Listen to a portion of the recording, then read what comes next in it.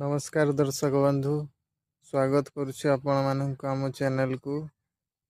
आज 100 दिन 100 job series रो 10म दिन।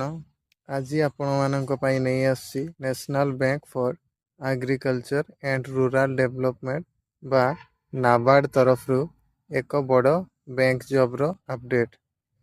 एथिरे मोट 162 वैकेंसी बाहरी छी। एहार बयस सीमा होउची 21 रु 35 वर्ष। एहार सिलेक्शन प्रोसेस रहुची प्रीलिम्स एग्जाम, मेंस एग्जाम एवं परे document verification. Apply already start ही जाइची। अप्लाई करिवार लास्ट डेट होउची 3 फेब्रुआरी 2024।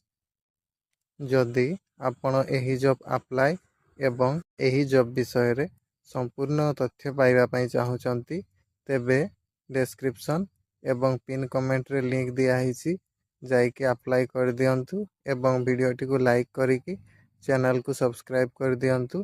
धन्यवाद।